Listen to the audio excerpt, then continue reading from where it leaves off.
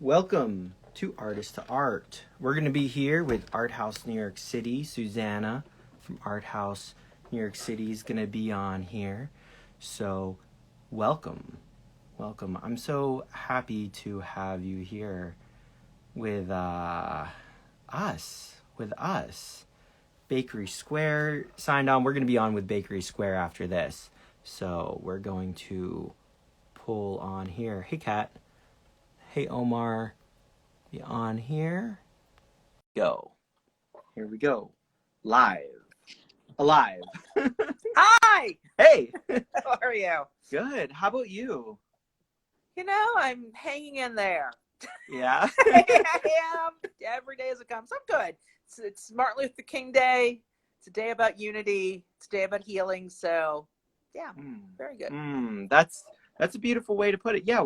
Yeah. What's your perspective on that? Like unity, healing. Like you seem to be doing some projects in that area. Absolutely. I mean, I think there is unity for people who want it. You know, there's definitely healing, and it is a country for people who want to engage.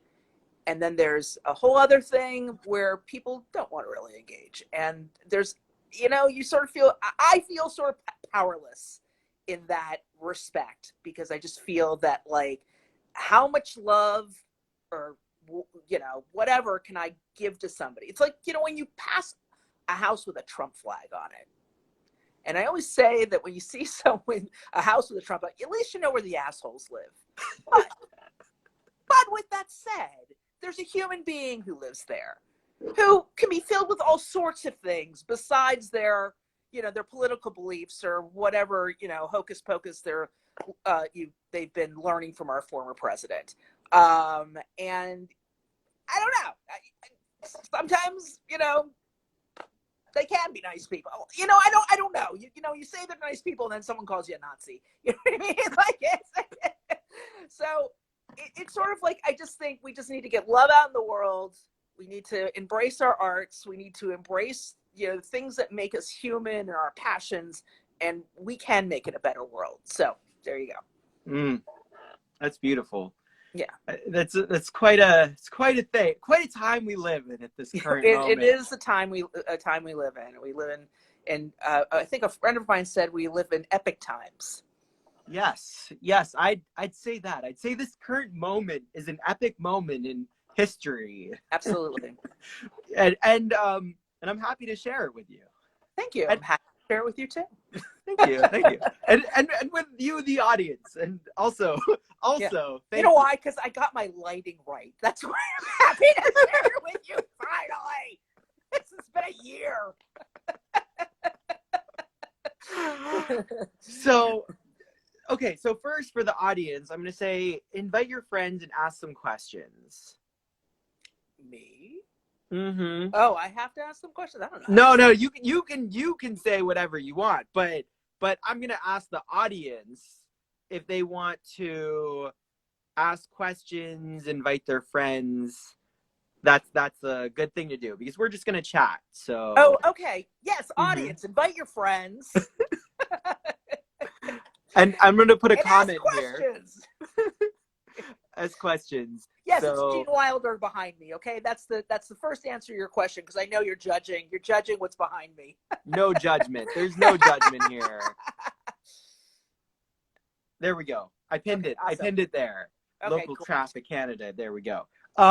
So tell me, what is this Arthouse New York City thing that you're doing? So Arthouse.NYC started almost 10 years ago. Actually, we started about 10 years ago. We started in 2011, and it is a digital art gallery and collective.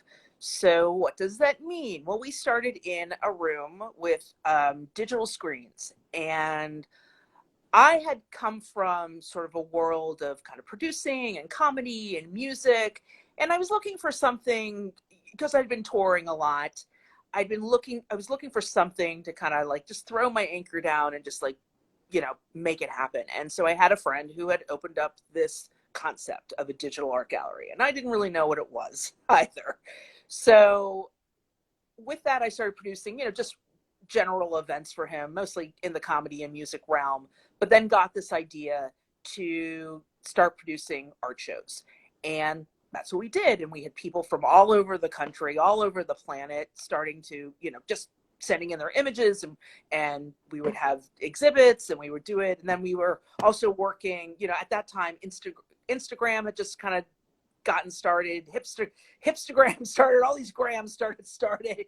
So we really plugged into kind of that digital, photography, art, mobile photography kind of scene, and then sort of grew with that. Like most real estate in New York, that wasn't going to be for long. And then I made the concept sort of mobile, so we could go, we could travel to art shows, we could travel all over New York, we could travel to other states. So that's where we're at now. And then at the same time, I created this event business and the two sort of kind of supported one another. So, and we would do a lot of work for a lot of nonprofits, a lot of fundraising, and it was always just a goodwill. I mean, it was a job I was very excited to do. Well, that's awesome to have a job that you're excited to do. That's worth waking up in the morning. It sounds like it is. It really is. I mean, I did the corporate America thing for very many years. I worked for publishers, I worked for fashion, I worked for cosmetics, and and I always just felt the same thing. I was just marching into someone's office and pretending that I wanted to be there. Doing what they wanted to do. I mean, I was a very hard worker, but I just felt that I needed to, I really wanted to kind of, I guess, be the queen of my own castle. And that's what this allowed me to do in a way, but at the same time, kind of lifting people up with me, because there's just, we are a world of artists, and people want to be seen and they want to be heard. So I'm very happy to be that, kind of that connection for making someone feel, heard and seen. That's a very interesting point of view. So you've been creating on your own in various ways for a long time. Yes. And I constantly am, I love to create things from scratch and come up with things, and, I'd like to make people laugh. I like to make people happy. I feel that has been my raison d'etre most of my life. And I did take French in Pittsburgh. I just want to let you know. Okay. Yeah. So we have a Pittsburgh connection here. We do. We have Pittsburgh and that. Bonjour. Yes. So I have to say, most of my audience. Ben? Why couldn't you could have gone to the Super Bowl? What did you do? What was that? You lost the Browns? Are you serious?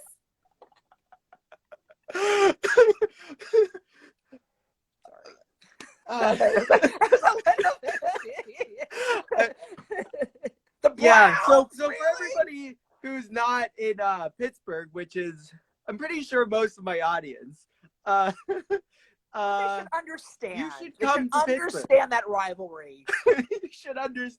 Yeah. Yes.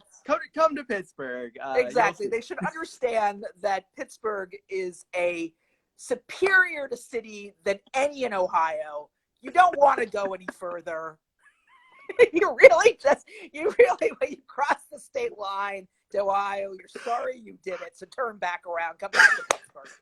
All right. Oh man. It's a place. It's a wonderful place. It's a beautiful place. Wonderful place of bridges, and as we build the bridges into the world, and friendliness. People are generally very friendly in Pittsburgh. Very. Even your drug gangs are friendly. Mm-hmm.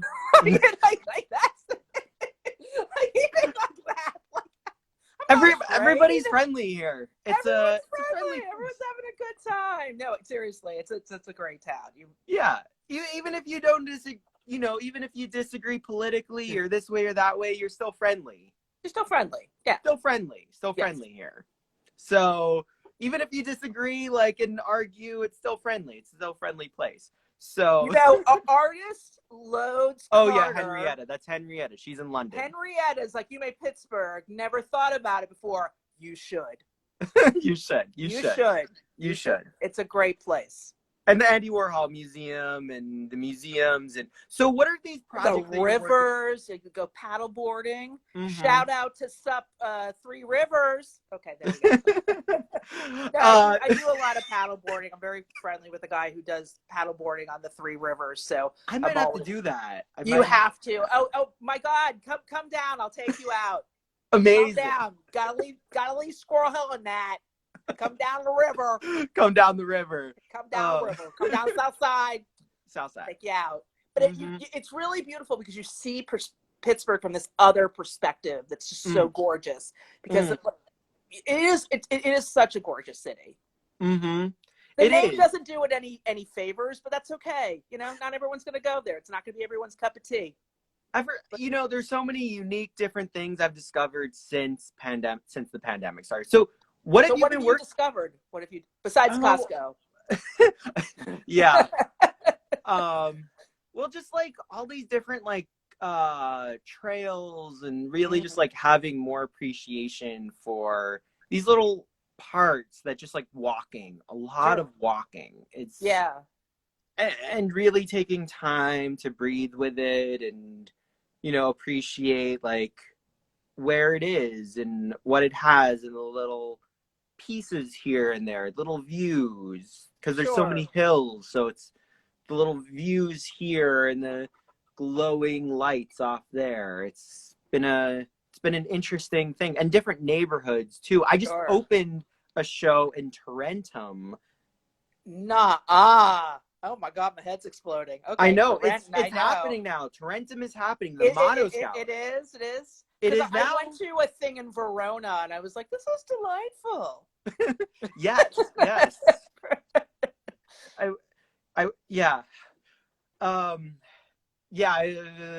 The only thing I went to in Verona that was not a it was anyhow. Give it time. And it all needs time, it all needs time. And human connection. And human connection. Yeah, that's what it's really about. And then you're like, I had always like Verona to me, or Tarentum, or any of these places that are like kind of outside of Pittsburgh, they're always like what I heard about on the radio, that something was happening there. But like the idea of crossing a river to get there, or anything, or just like my head would explode. But then as it's all going there, you're like, wow, what is this? It's a whole new place. Cool thing, a very cool bucket list to do if you haven't done it, is to cross the river. To cross the river. That's one. People in Pittsburgh don't. We don't cross rivers. People don't cross rivers. We don't. You don't. Believe me, I'm looking to buy a house, and I'm looking on the south side. My mother gives me such an issue with it. I'm like, it's a nice place. It's nice. People are nice. There's an Aldi's and a giant eagle. Move on.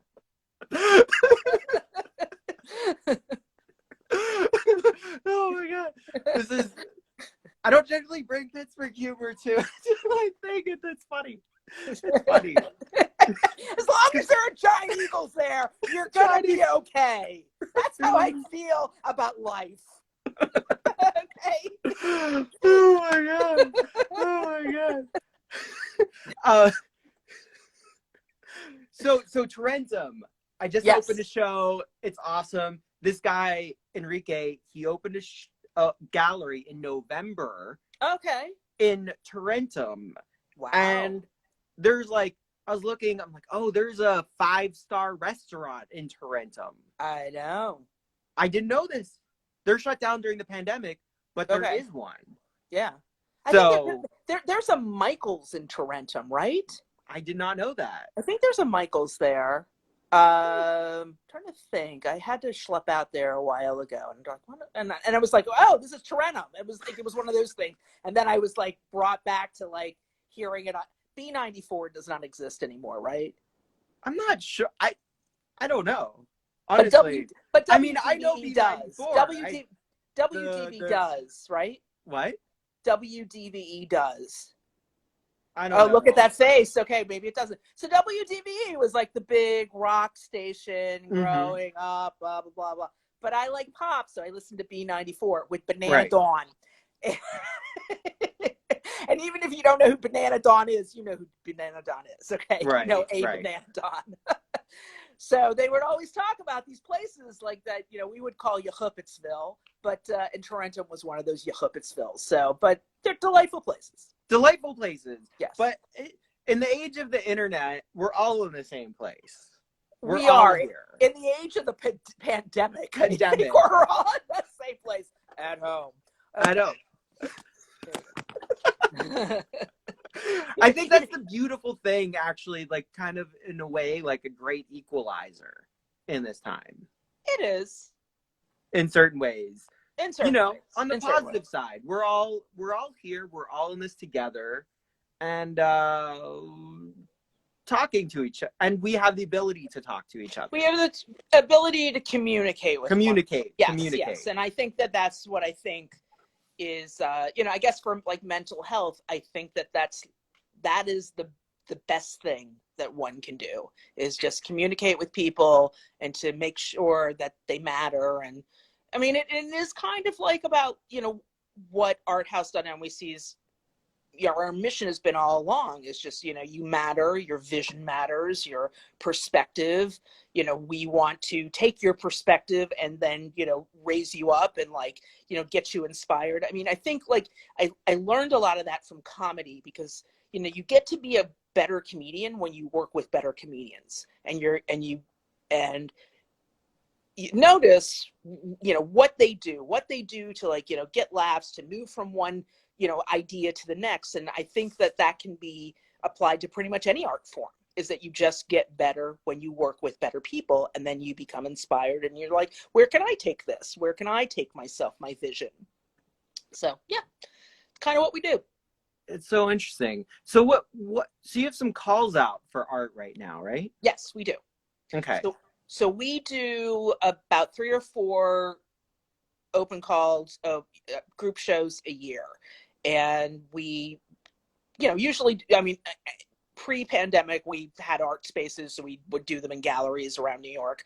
But now that we are very challenged, we are doing them on billboards and in windows, and, you know, doing them in different spaces, but in a way that's kind of cool, because then it opens up each artist their reach, because when you're on a billboard, it changes things of how people look at your artwork, and they're, wow, like, you know, on the side of a building.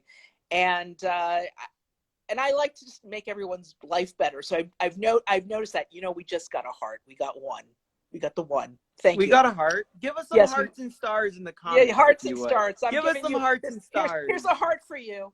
Right.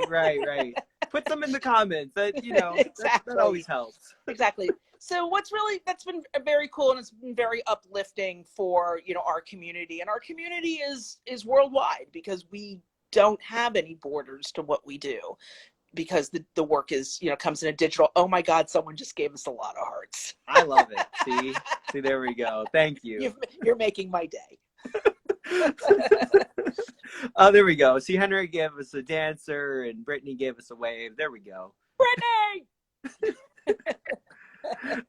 So that's really cool. So you're looking for kind of the digital art submissions and then blowing them up onto billboards, putting them in windows, different places like that, right? And when we started, like, I thought we were really going to be a place for like digital art and digital photography, which we are, but we now also have a lot of traditional art, and a lot of it is because it's just easier to exhibit with us, you know, especially, you know, for, you know, in people who are in the academic field, or who, you know, just kind of want to get their stuff out there and seen. It's just, instead of like, you know, taking a painting, mailing it to someone, you're just giving us a JPEG, and we have a system. So let me see if I can get our system to come up and I can show it to you. Oh yeah. Yeah, because it's behind me.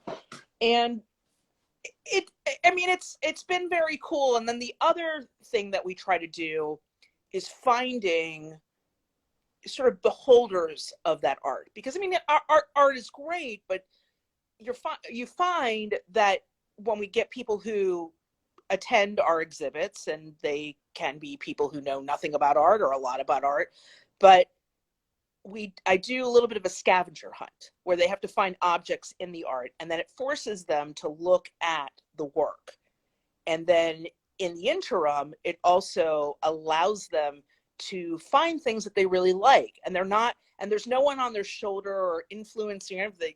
They're going from their own instinct, and there's no wrong answers in that. So that's just been a very cool process, is like kind of putting together the artist and the beholder together. And, that beholder becomes their fan in a way. That's so interesting. So having the scavenger hunt for the beholder of the work, yeah, and seeing within that.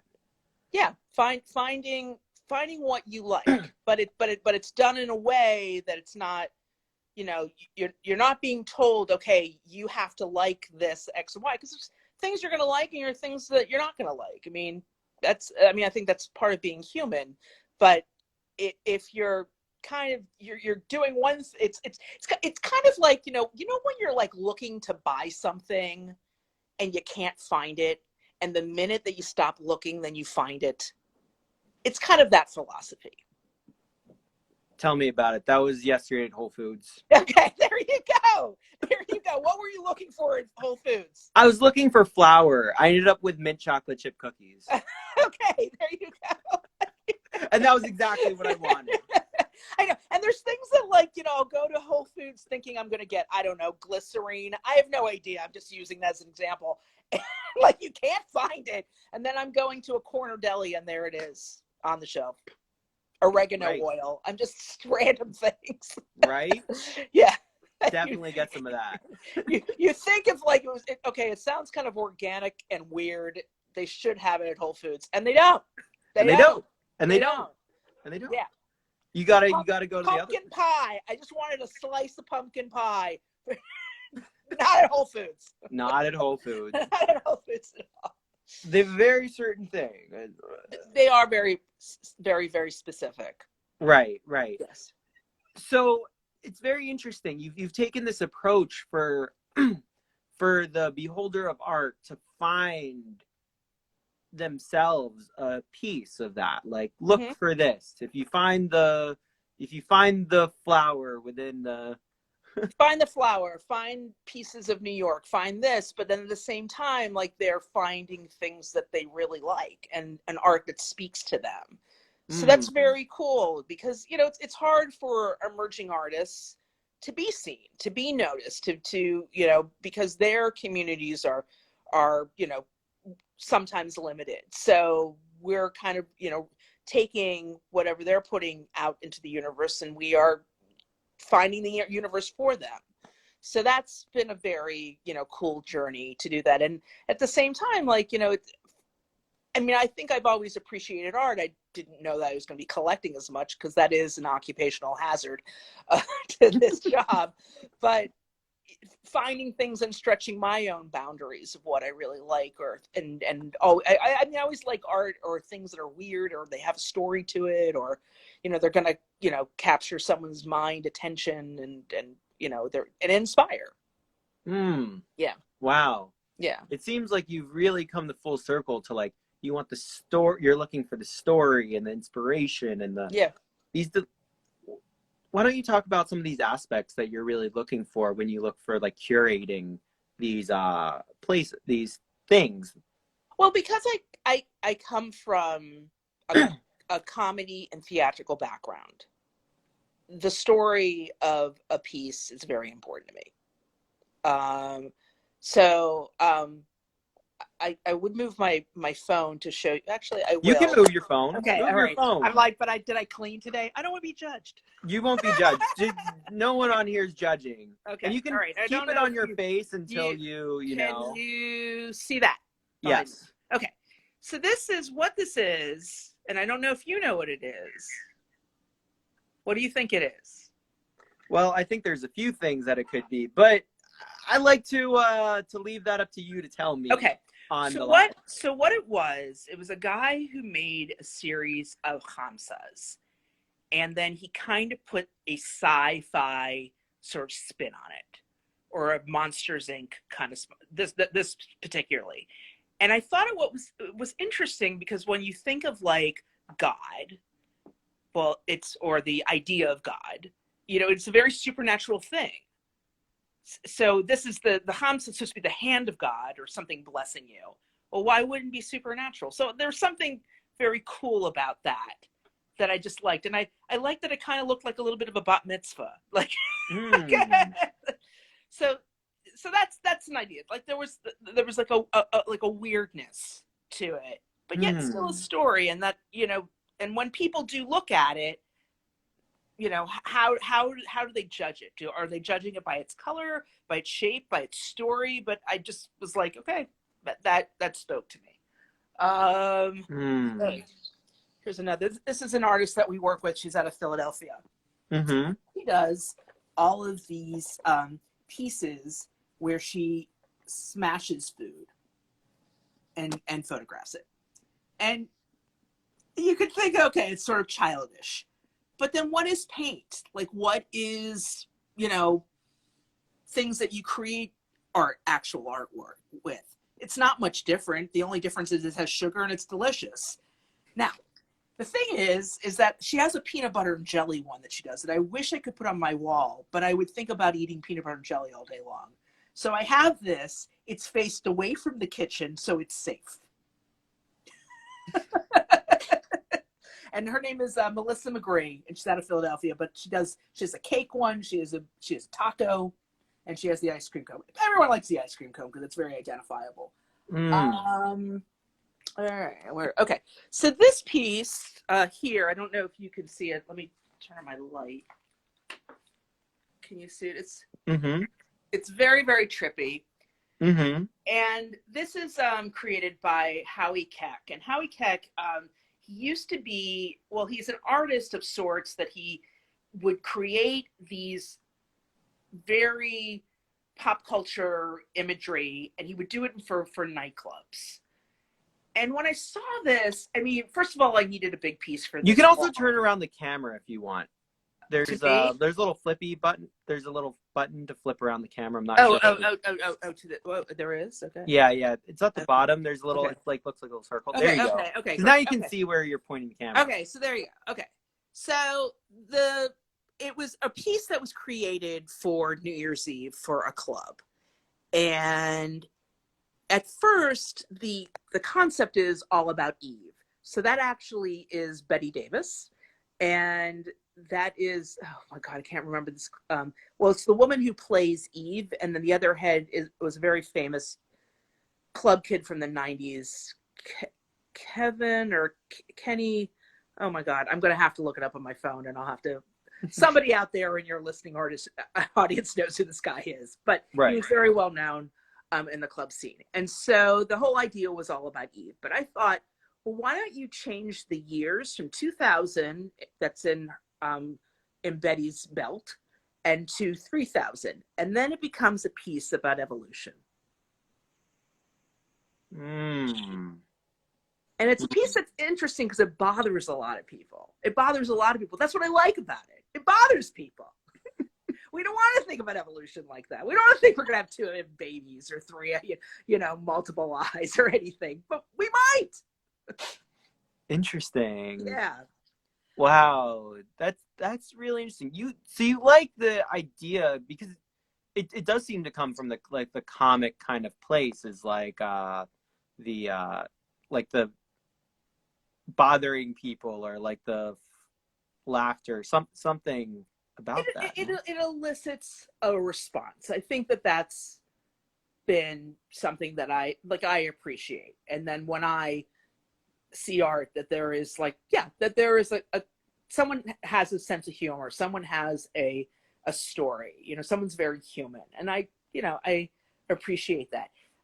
This is a piece of when your art teacher is throwing out stuff in their classroom and you snag something and you have it to this day. Okay, so I don't know if you can see this one here, but it's Underdog. It was created at Peabody High School. I have absolutely no idea who created it, but I've had it for years and I love it. Do you see it? It's a white piece. I would say that was my first collecting. Way back when. Way back when. Wow. And then I'll make this the last piece, and then we can chit chat.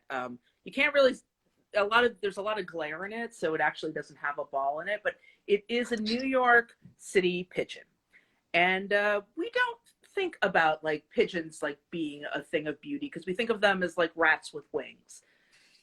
So a friend of mine, his name's Andrew Garn, and he does these beautiful, beautiful photographs of pigeons as if the pigeon walked into the TV studio, into the photo studio, and was like, take my picture.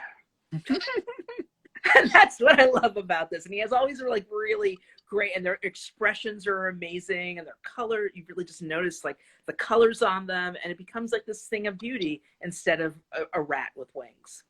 And this is Gene Wilder in glitter, because why not? Why not?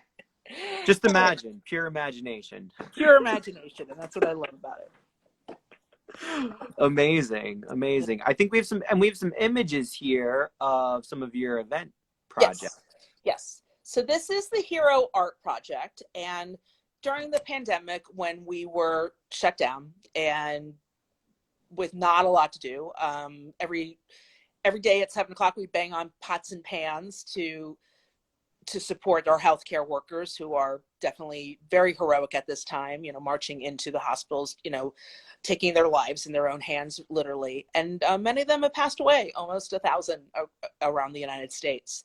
So I put together this program called the Hero Art Project, where we match artists and the families of some of these fallen heroes to create portraits of them. And it was a very small project when we started. We had a handful of artists, a handful of families that we were able to get in touch with. But what we found, it was just very healing on both ends. So, a lot of these families, or a lot of people who've lost people to COVID, they're unable to have proper funerals, that people arrive in person, which I think is very important to our human experience, because, we tell the story of these individuals, and we share them with our community, and there's something about comfort and hugging and breaking bread and remembering people. When have you ever been to a funeral where you start off crying, but you end up the day ends up in laughter because you're just telling stories about this individual that meant so much to you? So that's kind of what it's sort of evolved to. But then as we were doing this project, I found that there was definitely this symbiotic connection between both communities, because these healthcare workers were literally from all over the planet, and so were our artists.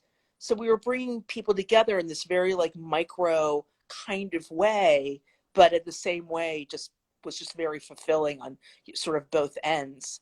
And a portrait is something, when you have it in your house, you're going to have it for years, you're going to pass it along generations. So then the story of that person is going to travel. And there's something very powerful in that. So we're going to keep on going. We're doing another project in April to coincide with Healthcare Workers Week, and do it like we're doing these art shows on billboards. We're doing it on billboards, and it's been very powerful and very healing. Wow. So you're looking for more artists to be a part of that? Definitely. Right? We're looking for people who do portraits really well. You can see some of the samples of what we have like around this image, and you can see it on our Instagram to see some images. You can also go on arthouse.nyc. We have a page that is devoted to it, so you can see sort of the quality of the artwork. And just reach out to me, a curator at arthouse.nyc. Just let me know, and I'll just send you kind of the details of how this works and what we do, because what it is the families choose the artist to do the portrait. Mm-hmm. Well, yeah, because I know I have I have some portrait artists who follow. Like Henrietta is an amazing portrait artist. So Henrietta, get in touch. Just send you a DM, right? Be like, send me a DM or curator at arthouse.nyc, and it's .nyc, not .com. Arthouse.nyc. Right. So just go up and add or whatever. Yeah. Perfect. Okay, so this is another project that I did. I created during the pandemic, and I would imagine you can relate, because there is this isolation that sort of seeps in. Now, when I started, I was very, very fortunate to be stuck out in Westchester, which is outside of the city in the middle of the woods with my family. And, we didn't know what was happening. We were, everyone was like losing their minds and, shutting down and disconnecting from the world. So a very, very close friend of mine, Rob Gordon, who he used to work for me, used to work at Art House in the city, now lives in Orlando. We just started this thing where we were bringing on friends just like you, interviewing them, lifting them up, talking about what they were doing kind of, artistically or to keep their sanity and getting out there in the world. And we came with the idea of shmagegi, or shmogogi is actually how my mother pronounces it, is because my mother, I love my mother dearly, but when she doesn't understand a person or a thing, they always become a shmogogi. Oh, that's shmogogi. Oh, you're going out with that shmogogi, this whatever. And I was like, yeah, a shmogogi. And the thing is I realized I specialize in shmogogi. That's like my thing. And why can't we lift up the shmogogis in the world? Why can't we like take that name back and make it magical? So that's what it is. We shoot about twice a week. And again, if you have an interesting project or anything, get in touch, because we're always looking for fans, or not fans. We are looking for fans because only 3 people watch us, but no, we're always looking for, people to talk to, and, just. Where do they watch that? Where can people watch this? They can watch it on our Facebook on arthouse.nyc, and we are working on to get it a little bit more out there, because I realize that everybody's losing their minds and getting off of Facebook. So right now we're just on arthouse.nyc's Facebook twice a week, and we'll probably be on YouTube soon. That's fair, because I'm just on Instagram right now, and then at some point we gotta grow up. At least like you have more people that watch you. So I'm impressed. I'm very impressed. Sometimes there's 5, sometimes there's 25. 2220, you just joined, okay? I am impressed. We've got Chris. Chris is on here. Lotus Carter is still on watching this. I am impressed. Henrietta's a big fan. Nancy's on here. We've got amazing people. Sammy's on here. Sammy's in France teaching art. So we've got people on all over. Yes. That's how you are. You're international audience. We're bringing it to you. Follow. Thanks, Artist Loads Carter. I am so impressed. And Samowitz, somebody you went to camp with, they're saying hi. Yeah. This is very cool, but you can only do it between 2 people, right? You can, when you do Instagram Live, you can only do 2 people, right? Yeah. Okay. All right. All right. Yeah. See, Chris, someone just calls you a player. Oh, someone's a player. Yo, impressive stuff indeed. CR 220. So they should go follow you. Arthouse.nyc. Arthouse.nyc. We are on Instagram. We are on Facebook. What else are we on? We also have a website. You don't even know. You just like put it out in the atmosphere and 3 people watch. There will be more. There will be more. If you keep going, there will be more. Okay, so this is our call for artists during Sprung 5. Please get in touch. Curator at arthouse.nyc. It is going to be a great show. We have a great jury. It is going to be in March, and the top pieces that are selected go on the billboard that is on 6th Avenue and 29th Street. Maybe we'll get into Times Square, but I don't have $1 million a minute. Do you? And if you do, I'm all ears. If you do. So what kind of art are you looking for this one? It's really open. I mean, the concept is for Sprung. I mean, we started out as more of a spring themed exhibit, but a lot, as you see with the imagery, it's very much how I think we're all feeling right now. So it's like, whatevs, what do you describe as freedom? Mm, You know, mm. freedom That's a to good go to a question. bar or a restaurant and drink inside and not lose your mind when you go to Trader Joe's. I mean, what is it? Hang out with friends, have a conversation with somebody. Someone shook my hand like during a few months ago, and I didn't have hand sanitizer. And I ran home and I'm like, I am never gonna have sex again. Ever. Ever. Like freaking out, you know what I'm saying? Like, It's a scary world out it there. is a scary world. You're like, I gotta go to a buffet. Oh my god! I'm not gonna be able to go to Golden Corral ever again in my life. Oh my god!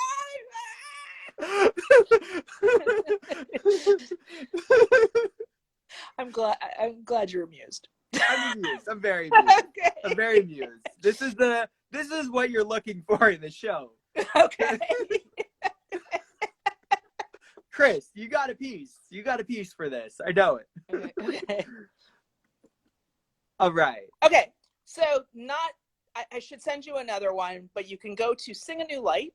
Mm-hmm. So this is actually a Pittsburgh-based piece. Mm-hmm. Yes.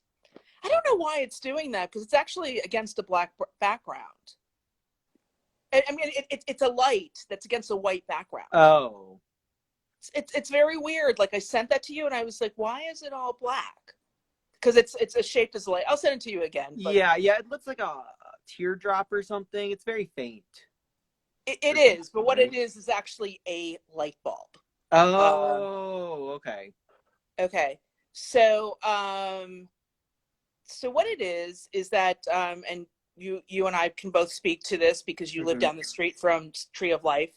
But the Tree of Life shooting in 2018, which was very, very tragic. It took 11 lives. And my brother is a rabbi of one of the 3 synagogues that were in the building. And he was actually in the building at the time.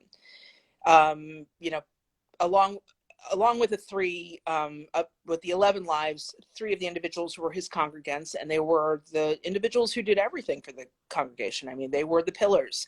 And in fact, they were also the choir. So, they are no longer. And what we wanted to do is we wanted to do a project in their memory that would essentially do what they would want us to do. Now, I grew up singing in the city of Pittsburgh. I would say my first stage was Liberty School. And they loved when I came to visit because I would sing with them. They always wanted me to be a part of their choir. And I thought, I'm going to take that a step further. And I'm going to bring choirs to Pittsburgh and to, do programming with the synagogue, to do programming with the community. So we did our first program actually right before the pandemic in February. And it was beautiful. We did it with Yale University's McGevitt. And it was just a gorgeous, they're a cappella choirs, so they kind of create their own music, and it was just really beautiful and healing. And then of course we had big plans for the summer, but then the pandemic happened. So we've been doing a lot of work with different choirs and groups online. We just did one last night with Rodman Street Baptist Church, which is in East Liberty. We did a whole thing for Martin Luther King Day, and that choir came from Brandeis University. They're called Magana. And we're going to be doing our Shabbat services as well. And we hope to, once we start in person. So I have actually this big, beautiful idea that I want to do at the Frick Museum. And mark my words, I will do it. Do you want to share any of it? Or make a call out for people to help or anything right now? Absolutely. I mean, I think that the one thing that we would like people to do is to kind of connect with us. If you sing in Hebrew, even better. But we are, looking for ideas, definitely, content. A lot of the members of New Light Congregation, they just skew a little older, so they're stuck in their homes and they're not going anywhere. So we are looking for, different programs. So definitely, if you want to reach out to me and give me ideas, I'm, definitely all ears. I do have to run it through a board, but if it's something that's relevant that they can kind of latch onto, usually, we can kind of find some idea to coordinate and to collaborate. So definitely. What are you thinking?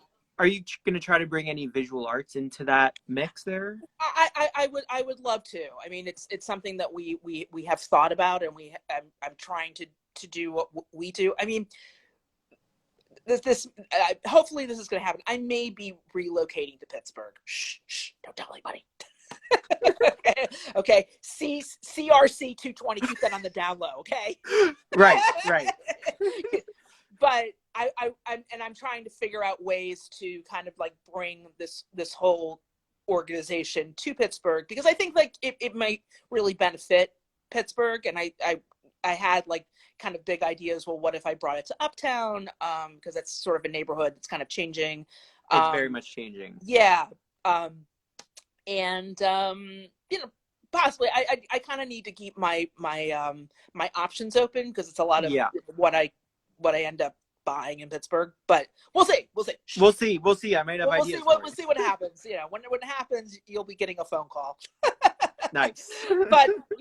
But we're definitely, we're open to things. We're open to possibilities, and I think that's how like communities sort of kind of grow and endure. I mean, New Light Congregation has been a congregation, and small, since 1909, which is pretty amazing. I mean, it's over 100 years old, and it's exciting to see what's its future, because there is a future to it.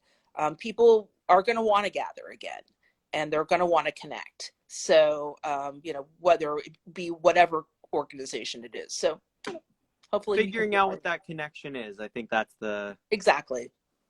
What is that connection? How do people in the future want to gather versus the past? Yes. What does, what is our 2.0 or whatever 0.0 we are in right now? Right. What's like, 3.0? What is that going to look 3, like? 3,000. What's 3,000? Are we going to be two-headed? Are we going to, are we going to be looking like Betty Davis, but jacked out? Right. What's that going to look like to you? We're looking at 3,000 here. 3,000. What are we hitting to 3,000? And I hope and pray this country makes it to that. Give us some ideas in the comment, Chris. What's going to be in 3,000? Chris, what's going to be in 3,000? 3,000. Yeah. Right. Okay, I'm going to really butcher your name here. Yeah, I just say Sajal Purohit? Perot? Is that got it right? I don't know how to say. I just say the first, like on lives. I just say the first like letter, 3 letters. Sajal. I'm going to say Sajal's the first name. Okay, Sajal.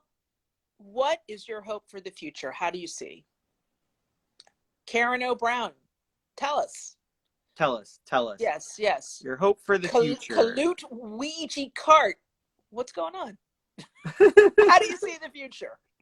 What's the future? What's going on in this? CRC 220, you've been watching this too long. Figure it out. What's the future? He knows. Chris, he predicts the future like 10 years before it happens. 10, 12 years. So he always tells me. I've known him for, we go back. He always tells me 5 to 15 years. So Artist Lowe's card says apparently it's going to be an orgy, and the mathematicians say, okay. Horny mathematicians, okay. Okay. People meditate more often. I really wish I could. When I meditate, like I close my eyes and I'm like, okay, what else do I have to do? Laundry. Do I need to get more powdered peanut butter? That's kind of what my and next year. So next year there's going to be a big orgy with mathematicians. Okay. Well, okay. They like to add, so add, subtract. More critical scientific thinking. Please. No more idiots. I'm so tired of fucking idiots.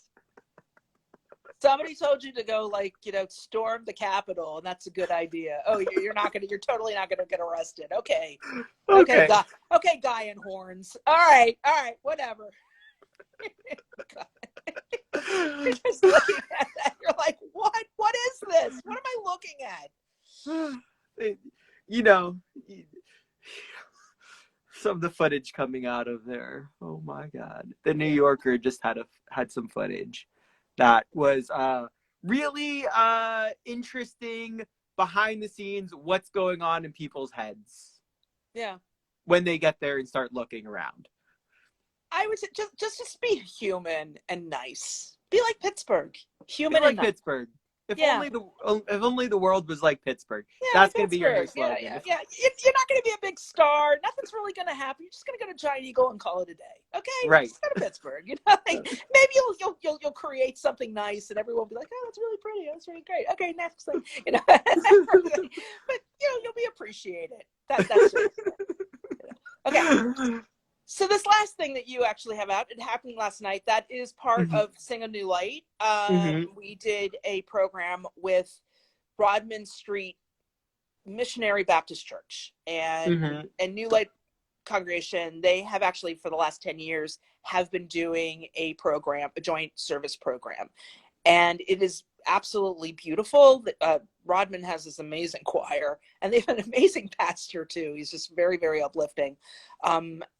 They have been a really amazing partner, not even just for MLK, just other events that we've done with them and classes. After the shooting, they did this amazing, very, very, very uplifting service that was just great. Tragic. The reasons were tragic, but they just kind of really just sort of put their arms around the congregation, just were very, very uplifting. So and a lot of the program is a conversation between the pastor and the rabbi, but we have Magina, which is from Brandeis University. We have the choir from Rodman, and it gives you hope in the world. How's that? There's hope. There's hope. There Samia is definitely has hope. Yes. Samia just came on. She's in Damascus. Samia! There's hope. There's hope. There's hope. Yes. There's hope. Is that the art weaver? Yeah. Okay. So this is vintage Perlman that you're looking at. I don't look like that anymore. Even though I try to put pictures like that on Tinder, but they don't work anymore because then you get this. But when I was hot and sexy, I was the goddess Perlman, and I came out with a couple of albums. So it's a lot. Everything's very steeped in comedy, and this one it was done kind of around 9/11 because I am that old. And so there's stories about, I moved next to a firehouse shortly after 9/11, and I did my 9/11 duty, and then he moved in with his girlfriend. And so I write a song about him, and write a song about like kind of 9/11 and different things that sort of, so that's what that is. But I can always say, yeah, I was hot and sexy back then.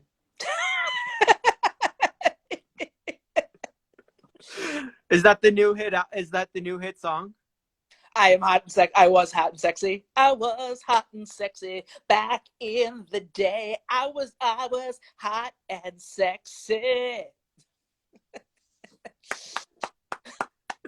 There you go. We were all hot and sexy. Stop looking at Instagram, because you're never gonna look like Kylie Jenner. You're always gonna look like yourself. Yeah, because you were hot and sexy back in the day. Hey.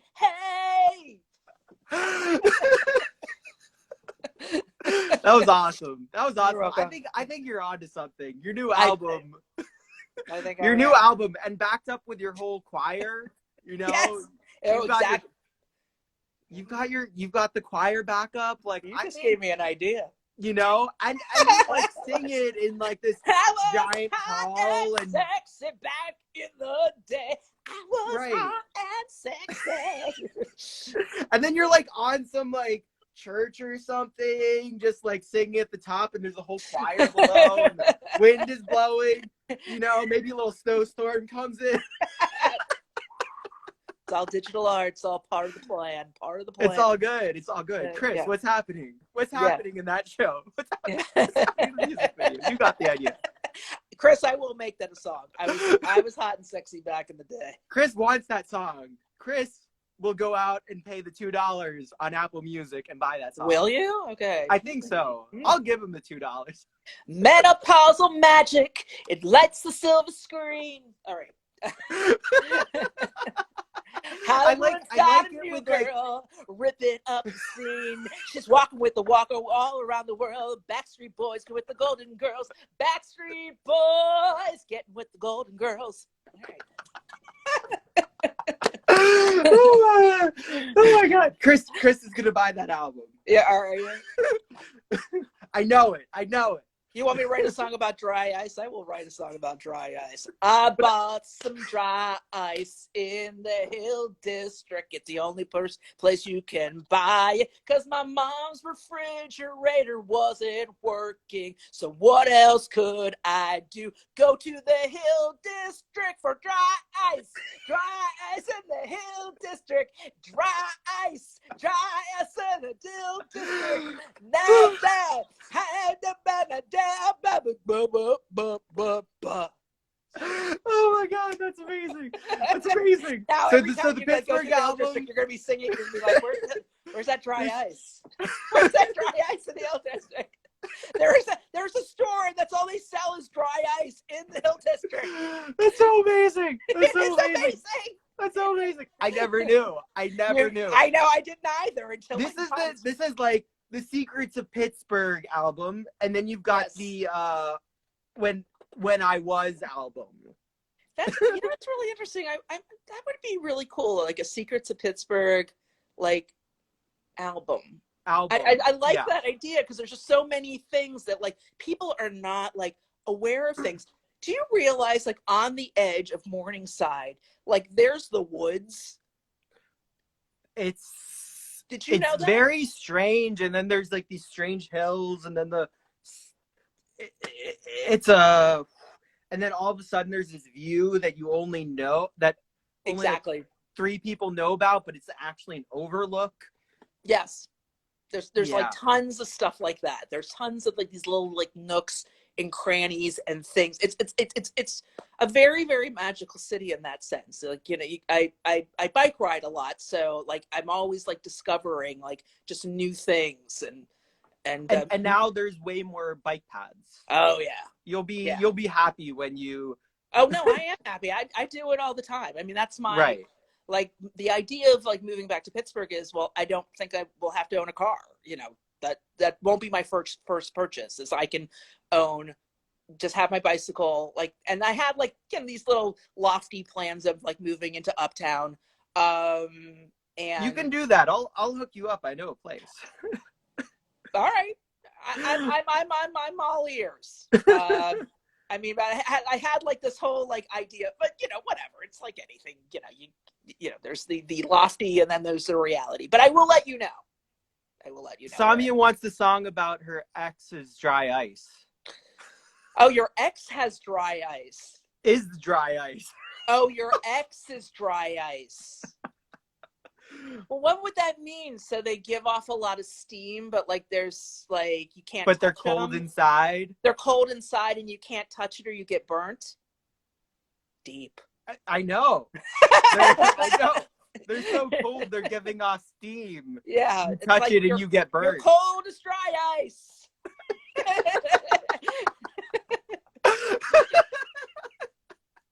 Actually, what I think it was like after. It was after Sandy, they started passing out dry ice. So I got like a shitload of like dry ice in my apartment that sat here for like a decade. Wow. Finally, I had to like throw it all. I had a roommate who came in and threw out like half my shit. So that was one of the things that like went.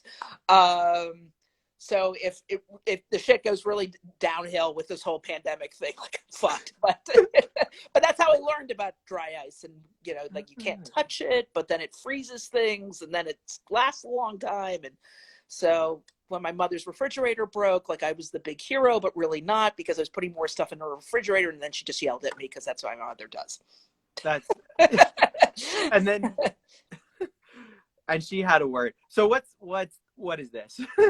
Okay, so Nice Jewish Girls Gone Bad was actually a show that I had for 10 years that toured around the country. We've been to Pittsburgh 3 times. And we, it's a comedy, music, burlesque, and variety show. And we went from coast to coast. We went to places where there were many Jews and none at all. I went to Utah 3 times before I went to Florida. I don't know why, because I was just very ambitious. I went to West Virginia. Wow. Yeah. Wow. I think they're still talking about us in West Virginia. Oh, I bet. I bet. And it depends where you are in West Virginia. I've had some very interesting times in West Virginia, I'll tell you that. I think people really kind of like give they don't really kind of regard it. There is a lot of very magical things in West Virginia. There's so much magic in West Virginia.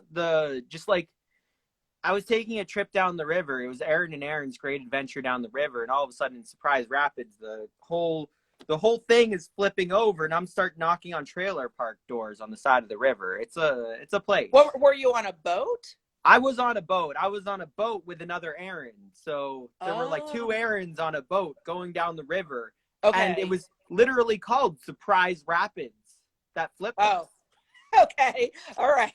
You figure. So you didn't know like what if there was like you just figured everything was like class 1 or class 2. Yeah, they're like, it'll be fine. Just like go down the river. It'll be fine. Yeah. And well, that's why they call it wild and wonderful West Virginia. Right. It's like we're like, we've never done this before. And we're just like going down the river. We're like, oh, it's fine. And then like all of a sudden there's like rapids, and it's like, I lost my GoPro. My GoPro ripped off and fell in the river. Wow. And then I was like knocking on trailer park doors, be like, if you find my GoPro, and I like have my that's very wishful thinking right orange. There. Like, like they're like fishing for the GoPro right now. You never know. You never know. I know. It was it was like 5. You've launched somebody's business, like For real, like, let me see what was going on in their head. Yeah. Yo, some kid from Squirrel Hill knocked on our door looking for a GoPro. All right, get out of that. Don't think we're gonna be talking to the kid from Squirrel Hill. You never know. You never know what happens in West Virginia. I'll tell you that. Yes. Yes. We did Charleston, West Virginia. It was a pretty cool, it was something I needed to fill a night, because when we did these tours, the whole idea is that we would do like one show, like when I was being very ambitious, we would do like a 2-week period of time where we would like have like somewhere between like 10 and 14 shows a night. So I had to fill a night. I filled it in Charleston, West Virginia. And when we drive up, there's like one of those lots across the street from a bar where like car parts are just piled up. It just looks like a place like someone gets killed on like every other day. My friend called it the corner of stabbing and rape a Jew. That's what they call it. It's so ridiculous. Wow. So kill me, whatever. It was funny at the time. So is that a no-go? But it was a very magical show. It was a place called the Empty Glass. Mm-hmm.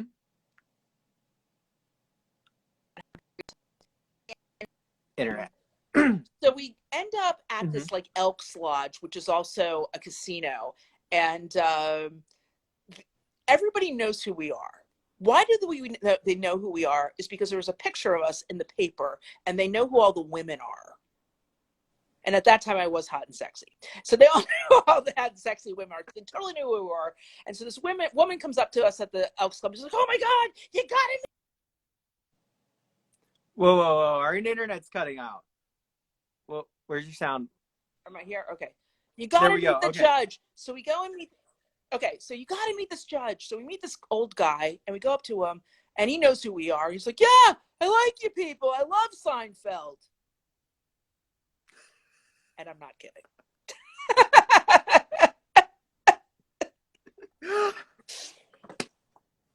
But I figure the whole show was about breaking stereotypes, and it was all about breaking stereotypes about Jewish women. And I honestly, when I think about it now and what our world needs now, it's about breaking stereotypes about people.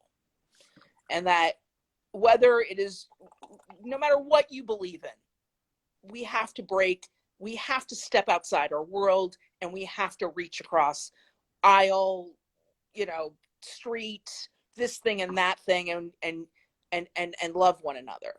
Because our leaders, they're very self-interested, and they're going to use us as pawns and to this thing and that thing. And that's what we're watching in our world. I'm sorry, I'm getting very deep. No, go for it. But I feel like that's kind of what we need right now. We need to understand each other. And it's tough, and sometimes it's not easy, but we owe it to our human existence to do that, because that's how we're going to get through this pandemic, and that's how we're going to get through life. So, and people ask me about Jewish girls all the time. When are you going back on the road? When are you going back on the road? And we do it every now and then. It's not like it's completely, gone, but it's a tough thing to completely sustain. I'd love to see it have a 2.0, and it might, who knows? But but I think that it doesn't have to be Jewish girls. It can be all. Oh, we lost your sound again. We lost your sound. A reaction. And so we would, kind of get people to come out and to laugh and to enjoy themselves, because laughing is healing, and happiness is healing. So. Yeah. So Samia is saying, so like we're working on a project together. She's all about like breaking stereotypes, and she's curating the Freedom Tapestry project right now. Okay. And so I'm doing the interviews, and she really wants to break down the stereotypes of like Muslim women, especially with the hijabs. Sure. So that's there are been a lot like of Syrian Jews in America. You're right. Have you ever heard of Kaleidoscope? I don't know that I have. I mean, I've heard of something called Kaleidoscope, but whether it's the same Kaleidoscope or not. So there's a woman, she actually was in our show for many years. Her name's Vanessa Hidary, and she's also known as the Hebrew Mamita. And she has a thing. It's kind of about that. It's about like, people of color, but of faith, and, kind of reaching out, because her whole thing was kind of growing up on the Upper West Side in a very multi-culti, kind of existence. And it's funny, when I met Vanessa, which is now going back a million years, back in the Jurassic period of our lives, I really related to her story, because it very much related to my own story of like growing up in Pittsburgh and going to, I'm that old that I went to Reisenstein and Peabody, two schools that do not exist anymore, but like I have plenty of schools that I've gone to that don't exist anymore. I know. Well, you went to a million schools. Right, I did. My Pittsburgh schools just like no longer exist anymore. They get renamed. They get every 20, 30 years. Yes. Somehow Alderdice perseveres. I'm not really sure how, but it does. I'm not sure. Yeah, there's one or two. There's one or two. Shenley's out. Like Shenley is out, right? Yeah. Shenley's been out for a while. It's Frick got renamed like 3 times. Yeah.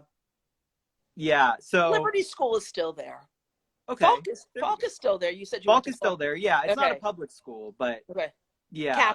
Kappa's there. It's been there since Harry Clark started it. So there we go. Yeah, and now it's like this amazing building in downtown. Right. It's something else.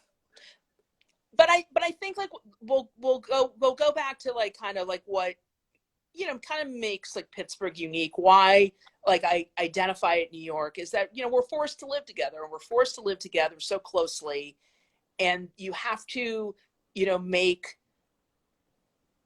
I don't know if it's a sacrifice. I don't know if the word is sacrifice, but you have to learn how to kind of like accept, because that's what's going to get you through, and that's what's going to connect you with your neighbors and your friends and your community. And there's something that's just so important about that. And people get very hung up on like, what's mine is mine. This is my property. This is mine. It's like, listen, we don't get out of this place alive. And, we just have to love each other. I think I've already said that 3 times, but say it again. We got to love each other. That's what it is. That's what it is. Yes. Let's see what else we've got. I think we've one or three more pictures here, so we'll Okay. get through this. So Check it out. this is actually different. I This is kind of where our gallery's gone. Sometimes we are in buildings and in galleries and spaces, and lately we've been in the windows of Ideal Glass, which is on West 8th Street. So that's where we've been working out of. And it's actually been kind of nice because there's a lot of the outdoor eating that's adjacent to us. So the street like feels like Paris, and people come by and we do the scavenger hunt and people win things. And so that's, you know, sort of the art lovers sort of project is, you know, kind of bringing together your art lover and your artist, you know, and a beholder of your beauty. Wow. Yeah. So do you sell work at all? We do. Most Mm-hmm. of the time we kind of put the artist and the art lovers together, because it's a little bit easier for them to make the transaction. For then, you know, we're kind of like an extra step. But yes, we have sold the art. We've done art fairs before. Would you like that to be like a part of the revenue stream more? Or? That if someone wants to take that on, that'd be great. Okay, so you're opening up a position, it sounds like. Opening up a position, but it's somebody who, like, you know, kind of understands it and is excited about it. Absolutely. Okay. Is that you? I don't know. We'll see what happens. I know, seriously. I just need to buy the house in Pittsburgh and move, and, you know, wonderful things are going to happen. Right. Starting now. Oh, we got some art starting here, starting now. Everything's coming up, Pittsburgh. I hope you do some of your singing in front of the art. Like you are now, but like, you know, like maybe some like street performance-ish. I might, you know, actually it's funny. There's these guys who have like this little band that play in Shady Side, like during, you know, when the weather's nice. Mm-hmm. And sometimes I join them, and then I annoy the shit out of them. Then they're just like, get out of here. This is our show. Because that's what jazz musicians are like. They're like, it's my solo. Okay. You might need your own show. I think you need your own show. Need my own show and my own band and my own everything. Your own band. So we've got to call out for a band here. Yeah. Yes. So I've got band, a person to do my to sell the artwork. So this is my own artwork. I do photography of sorts, mostly just like with my iPhone. I like to capture people kind of in the midst of doing something that might be outrageous. So this actually happened. We were doing the art show outside, and when you do stuff outside, you pretty much have every lunatic walking by. You know, so this guy walked by. I guess he was going to a hospital, but my title for that was Old New York's Back. Or the other question is, was he streaking and someone gave him that? He might have been doing that. There are now like naked people like running around New York. I understand. It's back. The craziness of New York is like is back. A little bit from like way back, or like a year back? Are we talking like craziness of like? There's just when I used to come to New York when I was young in the 70s and 80s, like it was more of a dangerous place, but it was just kind of ridiculous. You would just like, there were homeless people everywhere, and it just had this like kinetic craziness of a city, and people are, you know, marching bands are walking down the street, and people are doing artwork. I mean, people are just trying to figure it out. And I feel it is returning to that.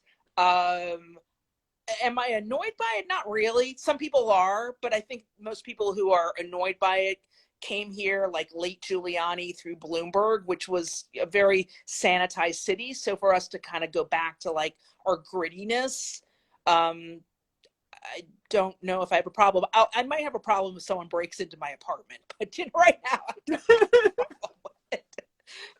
Yeah. Yeah, well, I think that's the interesting thing is the balance between that, like the grittiness and everybody doing things together versus you know who's here is Cookie Wonder, Cookie Girl Wonder, giving you a shout out. Cookie Girl Wonder, I'm giving you a shout. She is real New York. She is real New York. She is real New York. She is. And we met because I was actually doing a show on a billboard, and she and her friends were like hanging out, and we like, hung out. But she's wonderful. You should check out her videos because she add me real Cookie Girl. Yeah, at Aaron Jack Line Art. Yes. All the lines. She makes New York real. She's that's like, what we need. She's freaking out because she's getting the shout out like this. Oh my gosh. Yes. Is right. Yes. That's what it's about. That's what it's. I'm curious what Real London is. That's the Henrietta would know. That's what Real London is. London. We've got Real New York. We've got Real London. I don't know. All. So this Jersey piece, girl. This piece I also took off Spear of the Moment because again, sometimes a guy on a skateboard holding an alien is just passing you by, and you're like, what? Why not? Why not? Yeah. Why not? I think that's your third album. The Why Not album. Why not? Why not? Why not? The what was, the why not, and the things you didn't know. Things you didn't know. Just this passes you by in New York, and then you're like, and this is why I pay this much rent. Right. So right. This can pass me by. Thank you so much. No problem. Thank you. This has been a lot of fun. And it's brightened my day. I hope it's brightened my day. Everybody's day. And I think so. I know it's brightened Henrietta's day. Henrietta. Which one's Henrietta? Is that artist Lotus Carter? Mm-hmm. Okay. Yes, you do. Actually, Henrietta, what you need to do is you need to go paddleboarding in the middle of London. It's a really cool thing. I totally recommend it. I think you pick it up in Camden Town.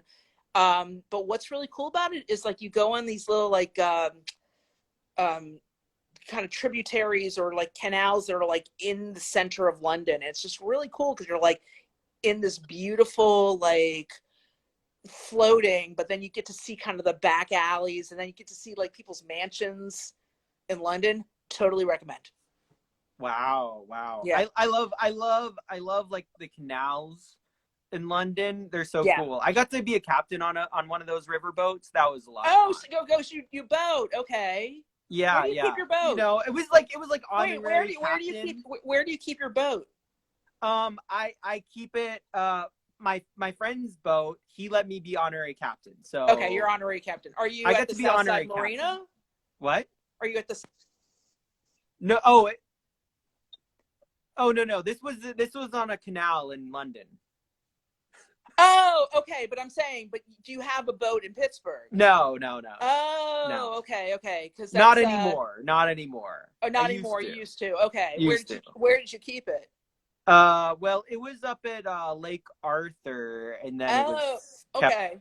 Got it. Okay. So when I come to Pittsburgh, you'll come down to the marina. We'll do some paddleboarding. Yeah, we'll do some paddleboarding. We'll exactly. do some, Sunday fun day. You got to come for Sunday fun day. Exactly. Okay. This shout out Sup 3 Rivers. Shout out. He's on an Instagram. Well, they can watch it later. You can send them. I can send it to them. I know he'll be very excited that I shouted out. Right. He'll be watching and be like, "Oh my God, I didn't even know." Yes. So where can everybody find you? Well, so they can find me on Instagram on arthouse.nyc. You can find me on Facebook, arthouse.nyc. There's a Arthouse NYC and there's an Arthouse-NYC. I'm all the same person. It's a persona. I do have a Susannah Perlman page, but I don't really kind of like utilize this as well as I should. Maybe I should. So this is like you might.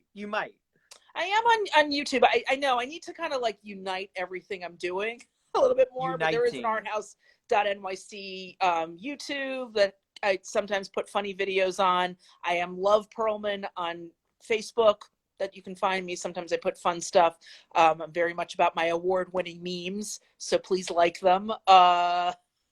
Which becomes ridiculous and stuff. And also, yeah, you can go to arthouse.nyc and watch Schmagegi. We tape 2 nights a week, and we put our videos up there, and they're very fun. And you should be a guest on our show too. Yeah, perfect. I'll do it. Okay. I'll do it. Okay. Now I have a show to talk about that just opened the other day. So where?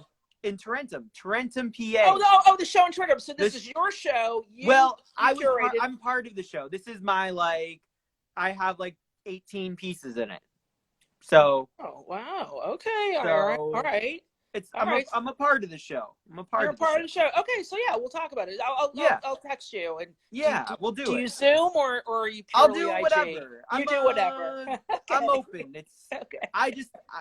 This artist to art show is on Instagram Live.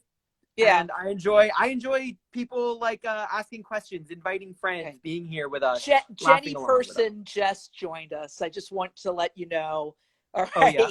We're going to be big in Miami now. This is it. This is it. Make sure to follow both of us, Arthouse.NYC and Aaron Jack Line Art. Would you like to? Okay. The next question is, what calls for art do you have right now?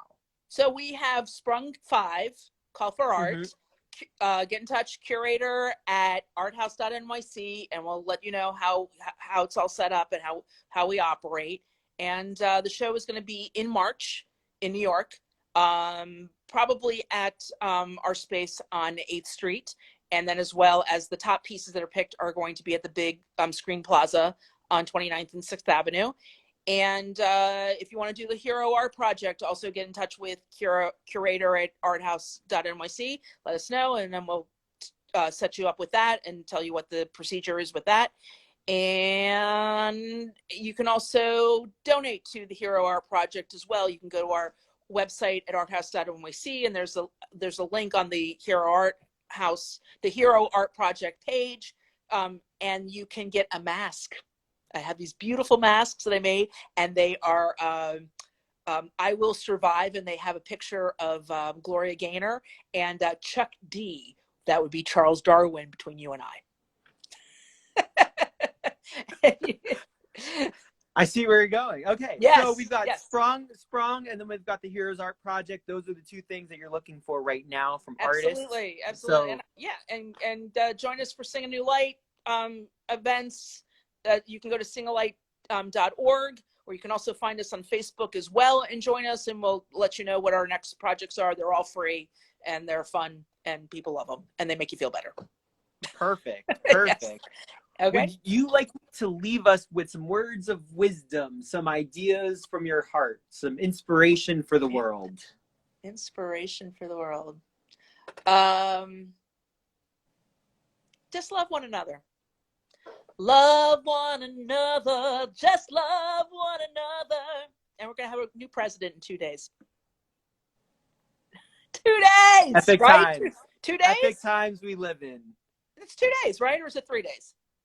2 days. 2 days. 18th. We are going to have a new president.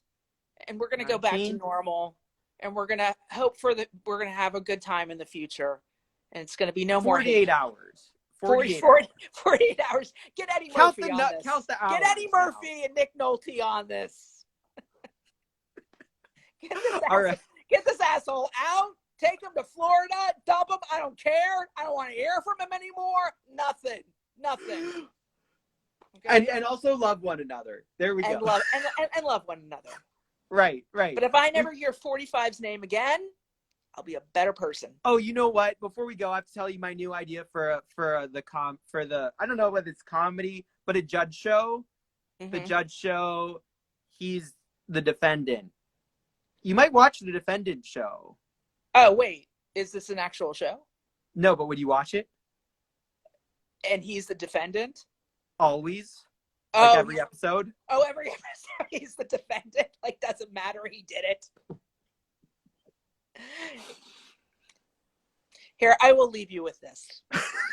I will leave you this since we're talking about the law system.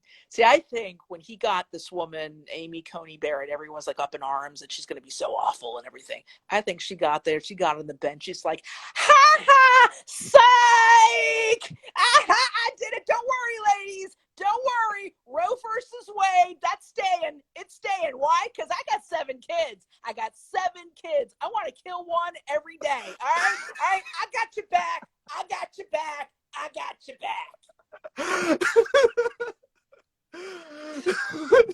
And that is my Amy Coney Barrett impression. Even though she kind of talks like that. She talks like she listens to Kim Kardashian too much. Oh my God. So there you go. Right. Thank you so much. You're welcome. Okay. Well, lots of love. I'll be in touch. All right. Take care. All right. All right. Thank you all so much for watching with Arthouse New York City. It was wonderful. I'm Aaron Jack. You can find me at Aaron Jack Line Art. I'll be back on in like 25 minutes with Bakery Square with more artist opportunities. So look out. Tomorrow, 2 more artists going to be on here. So just watch out. Thursday, Freedom Tapestry Project. It's going to be amazing. So thank you all. I appreciate you. See you soon.